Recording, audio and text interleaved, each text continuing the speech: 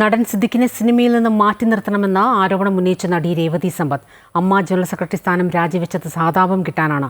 സിദ്ദിഖിനെതിരെ നിയമ നടപടിക്ക് പോകാൻ തയ്യാറല്ലെന്നും സർക്കാർ സുരക്ഷിതത്വം നൽകുമോ എന്ന കാര്യത്തിൽ ഉറപ്പില്ലെന്നും രേവതി സമ്പത്ത് പറഞ്ഞു. നടൻ റിയാസ് ഖാൻ ലൈംഗിക ചുവയോടെ സംസാരിച്ചതായും നടി രേവതി സമ്പത്ത് പ്രതികരിച്ചു.